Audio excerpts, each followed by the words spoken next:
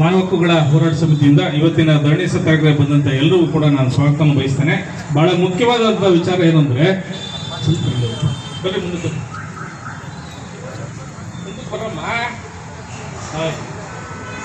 ನಾವು ಈಗಾಗಲೇ ಒಂದು ತಿಂಗಳಿಂದ ಸಂವಿಧಾನ ಜಾಗೃತಿ ಮತ್ತು ಮಾನವ ಹಕ್ಕುಗಳ ಜಾಗೃತಿ ಬಗ್ಗೆ ಸಭೆಗಳನ್ನ ಮಾಡ್ತಾ ಬಂದಿದ್ದೀವಿ.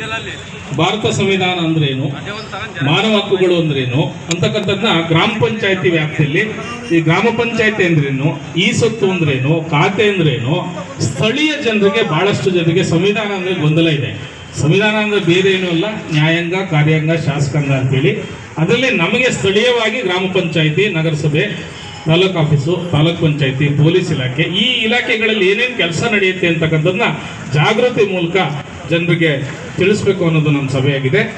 ಇವತ್ತಿನ ಧರಣಿ ಸತ್ಯಾಗ್ರಹದ ಮುಖ್ಯ ಉದ್ದೇಶ ಏನು, ಹೊಳೆಹೊನ್ನೂರು ಹೋಬಳಿ DBಹಳ್ಳಿ ಗ್ರಾಮದಲ್ಲಿ 1960-61 66 ಎಕರೆ, 2 ಎಕರೆ ಅಂತ 33 ಜನರಿಗೆ ಮಂಜೂರು ಮಾಡುತ್ತೆ ಸರ್ಕಾರ. ಅದಾದ್ಮೇಲೆ 85-90ರಲ್ಲಿ ಯಾರೋ ಅರ್ಜಿ ಬರೀತಾರೆ, ಇದು ಅರಣ್ಯಕ್ಕೆ ಸೇರಿಸಿ ಅಂತೇಳಿ. ಆಗ AC ಅವರು, DC ಅವರು ಪ್ರಾದೇಶಿಕ ಕಚೇರಿ ಕಳಿಸ್ತಾರೆ. ಪ್ರಾದೇಶಿಕ ಕಚೇರಿಯಲ್ಲಿ ನ್ಯಾಯಾಲಯ ನಡೆದು ಈ ಅರಣ್ಯವನ್ನ ಸೇರಿಸಿ ಬದಲಿ ಜಮೀನು ಕೊಡು ಅಂತ ಹೇಳ್ತಾರೆ. ಬದಲಿ ಜಮೀನು ಕೊಡಲಿಲ್ಲ, ಅರಣ್ಯ ಜಮೀನು ನಮಗೆ ಸಾಗುವಳಿ ಮಾಡಕ್ ಬಿಡಲಿಲ್ಲ. ನಾವು 2024ರಲ್ಲಿ ಧರಣಿ ಮಾಡಿದಾಗ ಮಾನ್ಯ ಜಿಲ್ಲಾಧಿಕಾರಿ ಮತ್ತು ಜಿಲ್ಲಾ ರಕ್ಷಣಾಧಿಕಾರಿಗಳು ಸ್ಥಳಕ್ಕೆ ಬರ್ತಾರೆ.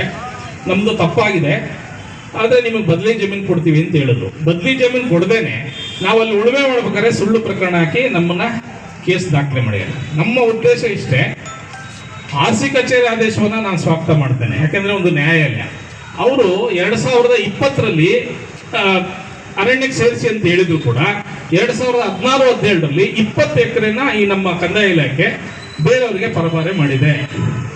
ನಮಗೆ ಕೊಡಬಾರ್ದು, ಮೂಲ ವಾರಸುದಾರರು 1960ರಿಂದ ಕೊಡಲ್ಲ ಅಂದಮೇಲೆ 20 ಎಕರೆ ಖಾತೆ ಮಾಡಿದ್ದಾರೆ. ಸುಳ್ಳು ಜನನ ಪತ್ರ, ಮರಣ ಪತ್ರ, ವಿಲ್ ಮೂಲಕ ಮಾಡಿದ್ದಾರೆ. ಅದು ದಾಖಲೆ ಇದೆ. ನನ್ ಕೇಳೋ ಪ್ರಶ್ನೆ ಇಷ್ಟೇ, ತಹಸೀಲ್ದಾರ್ರೆ, ನಮಗೆ RC ಕಚೇರಿ ಕೊಡಲ್ಲ ಅಂದಮೇಲೆ 20 ಎಕರೆ ಖಾತೆಯನ್ನ ಅದೇನು ಲಂಚಕ್ಕೆ ಮಾಡಿದಾರಾ ಅಥವಾ ದೌರ್ಜನ್ಯ ಮಾಡಿದಾರಾ, ಅದನ್ನ ತನಿಖೆ ಮಾಡ್ತೀವಿ. ಅದು ರದ್ದಾಗಿದೆ ಈಗ, ಆದರೆ ಅದು ತನಿಖೆ ಆಗ್ಬೇಕು. ಮತ್ತೆ ಅಲ್ಲಿ ಕಾಡಿಲ್ಲ, ಗೊಬ್ಬರದ ಮರ ಇದೆ ಅಂತೇಳಿ ನಮ್ಮ ಇಲಾಖೆಯವರೇ ಹೇಳಿದ್ದಾರೆ. ಅಲ್ಲಿ ಈಗ ಯಾವುದೇ ಕಾಡಿಲ್ಲ. ಈಗಲೂ ನಾವು ಒಂದು ನಂಬಿಕೆ ಇದೆ ನಮಗೆ, ಮಾನ್ಯ ಮುಖ್ಯಮಂತ್ರಿಗಳಲ್ಲಿ ಅವರು ಬಡವರ ಪರ ಇದ್ದಾರೆ, ಸಿದ್ದರಾಮಯ್ಯ, ನಾವಿಲ್ಲ ಅಂತ ಹೇಳಲ್ಲ. ಆದರೆ ಅವ್ರ ಗಮನಕ್ಕೆ ಇದು ಬಗರ್ಕುಂ ಜಮೀನು, ಬಗರ್ಕುಂ ಅಲ್ಲ, ಅದು 1960ರಲ್ಲಿ ಕೊಟ್ಟಿರೋದ್ರಿಂದ ಬಗರ್ಕುಂ ಬರಲ್ಲ. ಅದ ಪೊಸಿಷನ್ ನಾವು ಇದ್ದವ್ರನ್ನ ಹೊರಗೆ ಕಳಿಸಿ ಲಾಕ್ ಮಾಡಿದ್ದಾರೆ ಅರಣ್ಯ ಇಲಾಖೆ. ಅದಲ್ಲ ಸರ್, ಖಾಲಿ ಇದೆ, ನಮ್ಮ ಜಮೀನು ಖಾಲಿ ಇದೆ. ನಾನ್ ಕೇಳೋದು ಅಲ್ಲಿ SC STಗಳಿದ್ದಾರೆ, ಬಹಳಷ್ಟು ಬಡವರೇ ಇರೋದು, ಯಾರಿಗೂ ಜಮೀನಿಲ್ಲ. ಅಂಥವ್ರಿಗೆಲ್ಲ ಜಮೀನು ಕೊಡಬೇಕು ಅಂತೇಳಿ ಸಿದ್ದರಾಮಯ್ಯನವರೇ ಹೇಳಿದ್ದಾರೆ.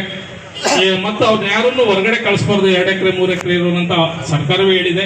ಆದರೂ ಕೂಡ RC ಕಚೇರಿ ಆದೇಶವನ್ನು ಉಲ್ಲಂಘನೆ ಮಾಡಿದ್ದು ಕಂದಾಯ ಅಧಿಕಾರಿಗಳು ಮತ್ತು ಅರಣ್ಯ ಅಧಿಕಾರಿಗಳು. ಅದಕ್ಕಾಗಿ ಅವ್ರು ಮಾಡಿರೋ ತಪ್ಪಿಗೆ ಬಡಪಾಯಿಗಳನ್ನ ಬೀದಿ ಪಾಲ್ ಮಾಡಿ ಈಗ ಜಮೀನು ಇಲ್ದಂಗಾಗಿದೆ. ಇಷ್ಟು ವರ್ಷ ಮಾಡಿರ್ತಕ್ಕಂಥ ಬೆಳೆಗಳನ್ನು ಹಾಳು ಮಾಡಿದ್ದೀವಿ. ಹಾಗಾಗಿ ಅದನ್ನ ತನಿಖೆ ಮಾಡಿ 20 ಎಕರೆ ಯಾರಿಗೆ ಕೊಟ್ರಿ, ಕೊಟ್ಟವನಿಗೂ ಶಿಕ್ಷೆ ಆಗ್ಬೇಕು, ತಗೊಂಡವನಿಗೂ ಶಿಕ್ಷೆ ಆಗ್ಬೇಕು. ಮೊದಲು ಅದಾಗಬೇಕು. ಜಮೀನು ನಾವು ತಗೊಳ್ತೀವಿ ಸರ್ಕಾರದಿಂದ. ಈ ವಿಷಯವನ್ನ ನಾನು ಮೊನ್ನೆ ಮಾನ್ಯ ಶಾಸಕರಂತ ಸಂಗಮೇಶ್ವರ ಹತ್ರ ಕೂಡ ಮಾತಾಡಿದೆ. ಅವರು ಕೂಡ ಲೆಟರ್ ಕೊಟ್ಟಿದ್ದಾರೆ ಸರ್ಕಾರಕ್ಕೆ ಕೊಡ್ಲಿಕ್ಕೆ. ಹಾಗಾಗಿ ಜಿಲ್ಲಾ ಮಂತ್ರಿಗಳು ಮತ್ತೆ ಕಂದಾಯ ಸಚಿವರು ಆಗಿನ ಮುಖ್ಯಮಂತ್ರಿಗಳ ಮೂಲಕ ನಾವು ಸರ್ಕಾರದಿಂದ ಕಂದಾಯ ಪಡಿತೀವಿ, ಭೂಮಿ ಪಡಿತೀವಿ. ಆದರೆ 2016-17ರಲ್ಲಿ ಏನು ತಪ್ಪಾಗಿದೆ, ಅಕ್ರಮವಾಗಿ ದುಡ್ಡುಗೋಸ್ಕರ ಕಂದಾಯ ಅಧಿಕಾರಿಗಳು ಮೋಸ ಮಾಡಿದ್ದಾರೆ, ಅವರು ಸಸ್ಪೆಂಡ್ ಆಗಬೇಕು. ಯಾವುದೇ ಕಾರಣ ಅದರಲ್ಲಂತೂ ನಾನು ರಾಜಿ ಆಗೋದಿಲ್ಲ. ನನಗೆ 16-17ರಲ್ಲಿ 20 ಎಕರೆ ಯಾಕೆ ಕೊಟ್ರಿ, ನಮಗೆ ಕೊಡಲ್ಲ ಅಂದಮೇಲೆ ನಮ್ಮ ಜಮೀನು ಕಿತ್ಕೊಂಡು ಬೇರೆಯವ್ರಿಗೆ ಹೆಂಗೆ ಕೊಟ್ರಿ ಅನ್ನೋದು ತನಿಖೆ ಆಗಬೇಕು ಸರ್. ಈಗಾಗಲೇ ಆ ವಿಚಾರದಲ್ಲಿ ಅನೇಕ ಸರಿ ಮನವಿಯನ್ನು ಕೊಟ್ಟಿದ್ದೇವೆ. ಅದು ಬೇರೆ ತಹಸೀಲ್ದಾರ್ಗಳು ಮಾಡಲಿಲ್ಲ. ನಿಮ್ಮ ಬಗ್ಗೆ ಸ್ವಲ್ಪ ಗೌರವ ಇದೆ, ತಾವು ದಯಮಾಡಿ ಅದನ್ನು ಸ್ಪೆಷಲ್ ಆಗಿ ತನಿಖೆ ಮಾಡಿಸಿ ನನಗೆ ಉತ್ತರ ಕೊಡಿ.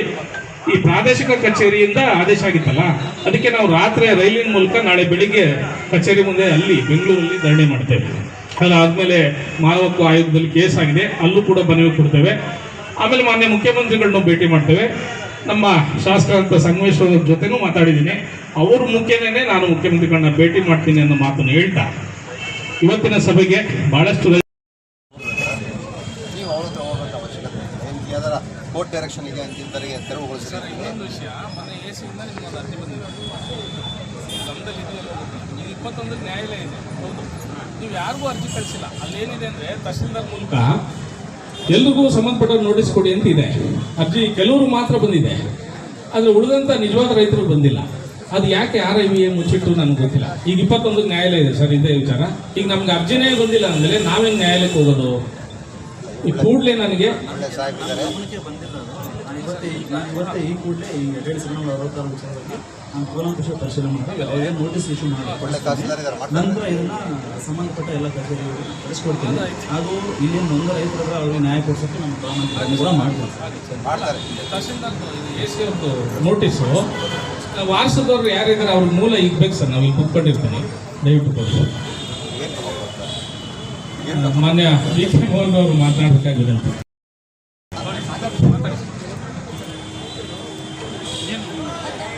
ನಮ್ಮ ಮಾನವ ಹಕ್ಕು ಹೋರಾಟ ಸಮಿತಿ ಅಧ್ಯಕ್ಷರಾದ ರಾಜು ಅವರು ಬಡವರ ಕಾಳಜಿಯಲ್ಲಿ ಮತ್ತು ಅವರ ನ್ಯಾಯಯುತವಾದ ಹೋರಾಟಕ್ಕೆ ಇವತ್ತು ಮಾನ್ಯ ತಹಸೀಲ್ದಾರ್ ಮನವಿ ಸ್ವೀಕರಿಸಿದ್ದಾರೆ.